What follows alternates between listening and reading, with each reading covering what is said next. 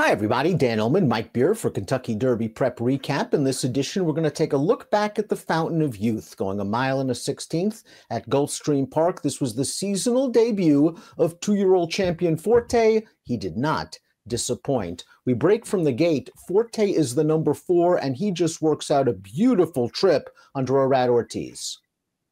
Yeah, sometimes it's the little things, Dan, that sort of point out what good riders can do and what good horses can do. Irad just asks Forte a little bit in the first turn here just to get a position with him.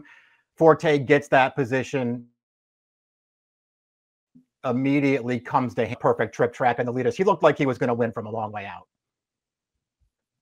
Cyclone Mischief we see get to the front in here. He is pressed by Dangerous Ride. Madge was stretching out off of a maiden win, and he was expected to be on the lead. But he didn't break that cleanly, Mike. And this trip, I think, is a little bit stressful for a horse in only a second lifetime start, stretching out for the first time. He had a lot working against him anyway. You're right, Dan. He didn't break that sharply, and then Rocket Can, who broke right to his outside, sort of crossed over on him.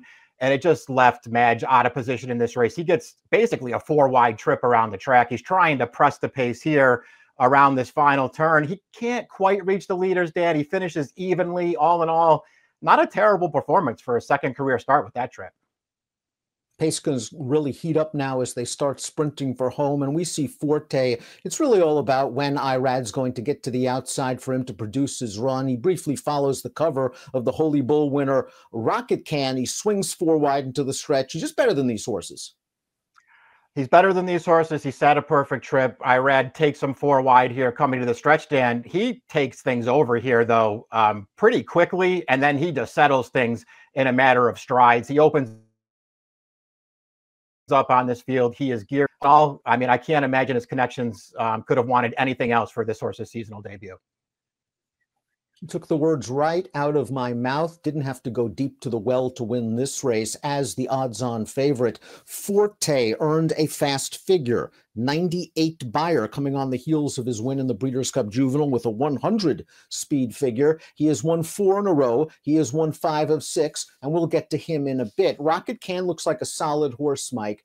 He ran well again in the Holy Bull. He was just no match for the winner. He ran a little bit faster this time, which I think might bode well for his next start, wherever that may be. Yeah, going to have to continue to develop and get better from here on out, Dan. We'll see if he's going to manage to do that. He didn't run poorly here. His trip overall was, pretty good. Kept right up on the pace the entire way around the track. Boy, he really couldn't get by Cyclone Mischief on the lead there. Forte had already run him over in the stretch. And then finally, towards the late stages of this race, Rocket Can did eventually get up for second. But he worked pretty hard. He couldn't really get by that horse on the lead. I thought he ran okay in here. He's not the kind of horse who I think improved his chances, I don't think, as far as Derby considerations go out of this race, Dan, but he ran a solid race once again.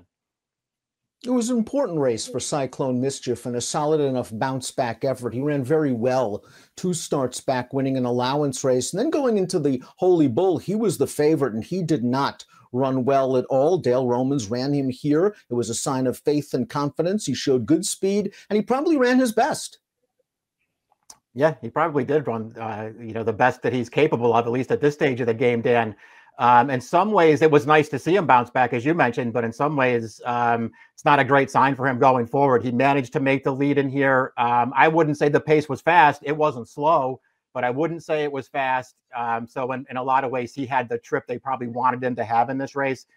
Forte just steamrolled him in the stretch, and he really was not finishing the last, 8th or 16th of a mile. He was very tired at the end of this race. Madge really lost nothing in defeat here, considering all the things that were working against him. Up in class, up in distance, Lasix off, didn't break, chased wide, and was really fighting Arrow all the way down to the stretch. No match for Forte, but sort of in that blanket for second, third, and fourth. He ran okay. I won't be surprised if he turns out to be a quality horse, but the Derby's coming up real quick, and that might be too much too soon. It's going to be interesting to see if they press on with this horse and give him that chance to make the Derby, Dan. He certainly looked good to me winning his career debut. I thought all in all, as we've already sort of talked about, he ran fine in here without a great trip, especially in this kind of a race against a horse like Forte. I don't know. I thought this effort was fine from this horse. I'll be interested to see if they press on.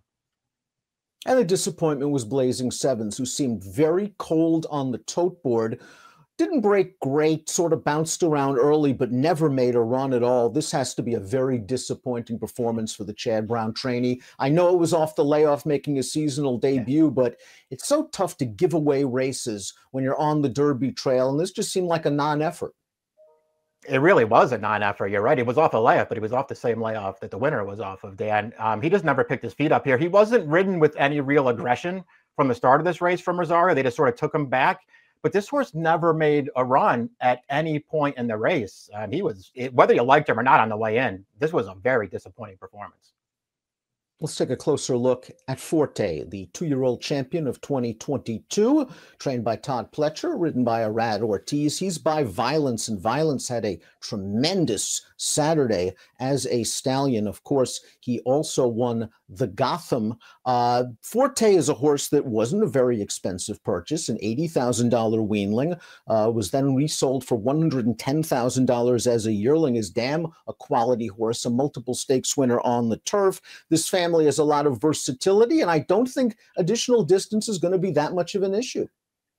Doesn't really seem like it. I mean, it just has, everything that you like to see from a horse that's, obviously was a really good 2-year-old, but everything that you like to see as a developing 3-year-old too, Dan. He doesn't, need to be on the lead, but he's not slow early. He can keep himself within range, and he does that whether the paces are fast or slow. And he really finishes in his races. For the most part, he's been pretty clear of these fields under the wire, but he showed in that Breeders' Futurity last October that he's willing to put up a fight through the stretch and still prevail. I mean, there's a lot to like about this horse right now.